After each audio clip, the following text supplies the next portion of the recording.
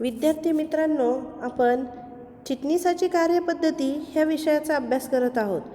मागील व्हिडिओमध्ये आपण प्रकरण नंबर 6 त्यातील सभासदांचे कर्तव्य, अधिकार आणि जबाबदाऱ्या ह्याचा अभ्यास केलेला आहे। तर आज आपण नवीन प्रकरण जे आहे त्या नवीन प्रकरणाचा अभ्यास करणार आहोत। प्रकरण नंबर आहे 6, कंपनीचे संचालक व मुख्य व्यवस्थापकीय कर्मचारी असं ह्या प्रकरणाचं नाव आहे। आणि त्यामध्ये उपघटक आहेत प्रस्तावना, व्यवस्थापन व मालकी यांच्या विभाजनाची कारणे। तर नवीन प्रकरणामध्ये आपण सगळ्यात अगोदर आपण प्रस्तावनेचा अभ्यास करणार आहोत। तर कंपनीमध्ये मालकी, व्यवस्थापन यांचे विभक्तीकरण केलेले असते।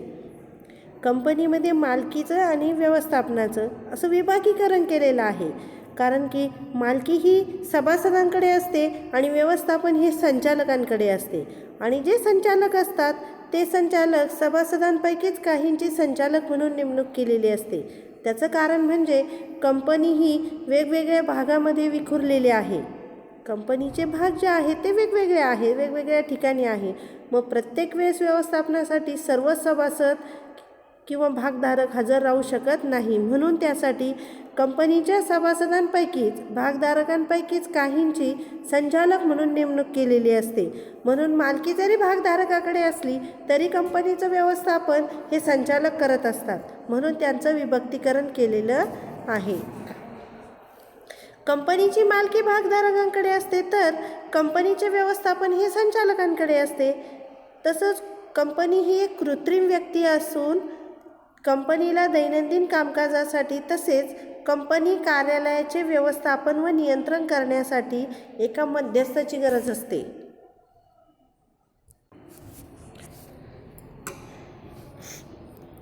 कंपनीमध्ये कामकाजासाठी तसेच कंपनीचं कार्यांचं व्यवस्थापन करण्यासाठी मध्यस्थाची गरज असते। आता कंपनीची मालकी भागधारकांकडे असते तर कंपनीचे व्यवस्थापन संचालकांकडे असते, म्हणून यासाठी एका मध्यस्थाची गरज असते।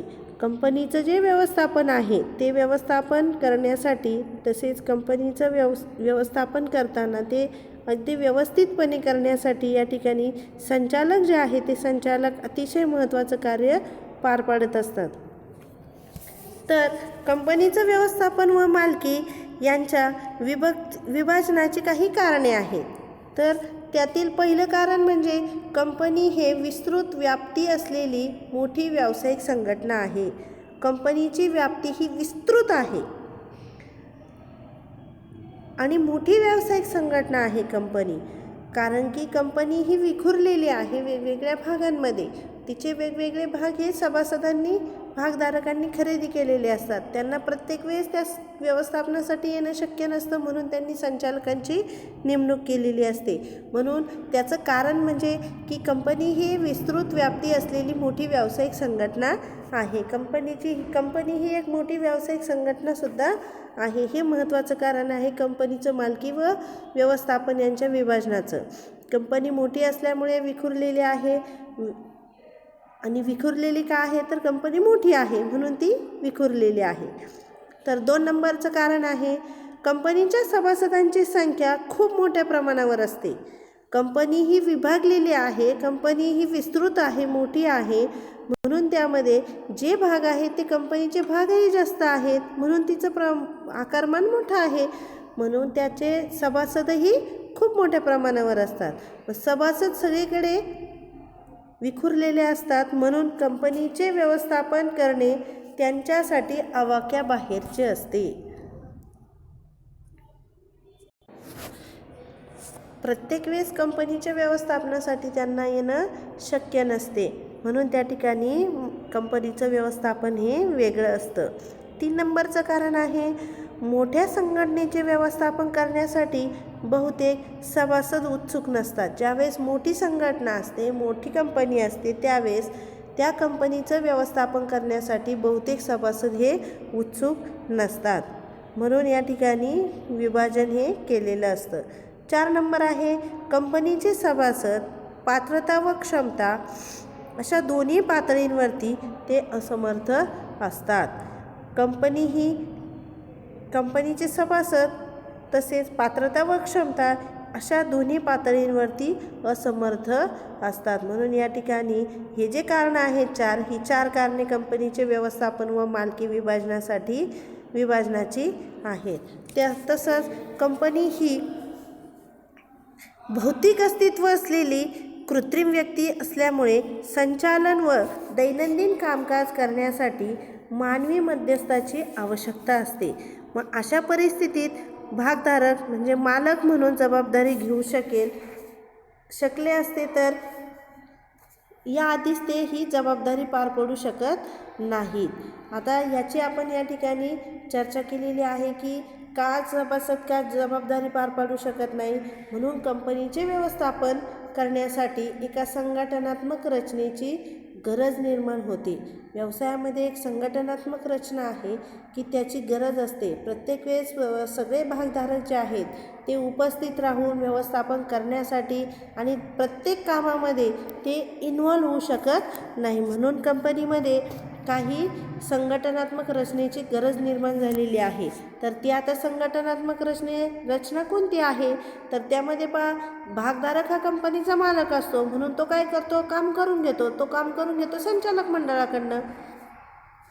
आणि जे संचालक मंडळ आहे ते संचालक मंडळ व्यवस्थापकीय संचालक म्हणजे MD आणि CEO यांच्याकडनं करून घेतात. मग आपण त्याची रचना बघणार आहोत आज. त्यांचा कंपनी व्यवस्थापनाचा जो पदक्रम आहे त्यामध्ये भागधारक, नंतर संचालक मंडळ, व्यवस्थापकीय संचालक, त्यामध्ये CFO, COO, CLO, CTO, CMO आणि CS अशा आहेत. तर ह्या प्रत्येकाचा आपण काय करणार आहोत, लॉंग फॉर्म पाहणार आहोत आणि त्याला मराठीमध्ये काय म्हणतात याचा अभ्यास करूया. पहिला आहे CEO म्हणजे चीफ एक्झिक्युटिव्ह ऑफिसर, व्यवस्थापकीय संचालक. त्यानंतर CFO चीफ फायनान्शियल ऑफिसर, मुख्य वित्तीय अधिकारी.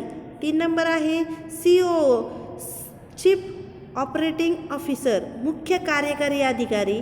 म्हणजे कंपनीमध्ये या ठिकाणी अशा पद्धतीचा पद क्रमांक दिलेला आहे. 4 नंबर आहे CLO चीफ लॉ ऑफिसर, मुख्य कायदा अधिकारी.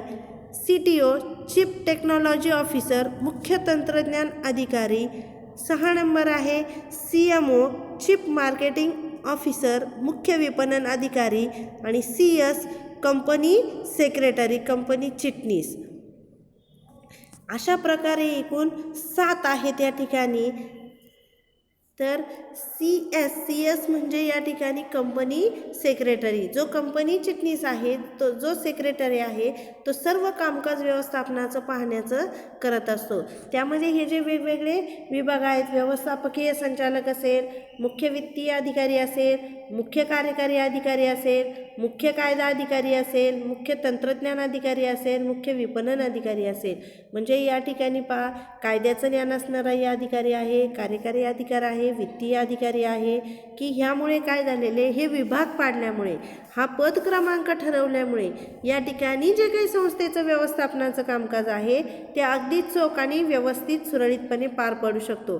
म्हणजेच काय की ही जबाबदारी ही भागधारकांकडे न जाता इतर जे समूह आहे त्या समूहाकडे ही जबाबदारी ही वेगवेगळी दिली जाते. त्यामुळे कामे ही वेगवेगळी व्यवस्थितपणे पार पडू शकतात. उच्चस्तरीय व्यवस्थापनामध्ये संचालक मंडळाचा समावेश होतो. संचालक मंडळ म्हणजेच संचालकांचा संघ किंवा गट होय. कुणाला संचालक मंडळ म्हणायचं, तर संचालकांचा संघ किंवा गट, त्याला संचालक मंडळ असे म्हणतात. मग उच्चस्तरीय व्यवस्थापनामध्ये जे उच्चस्तरीय आहे अशा व्यवस्थापनामध्ये संचालक मंडळाचा समावेश हा होत असतो. अशा पद्धतीने जे विभाग आहेत ते पाडलेले आहेत, त्यामुळे व्यवस्थापनाचं कामकाज चोखपणे आणि व्यवस्थित होऊ शकेल. तर आपण नंतर कंपनीचे संचालक कुणाला म्हणायचं, त्याचा अर्थ, त्यांची नियुक्ती कोण करणारे याचा अभ्यास करणार आहोत. तर अशा पद्धतीने आपण आज कंपनीच्या व्यवस्थापनाचा जो पदक्रम आहे त्याचा अभ्यास केलेला आहे.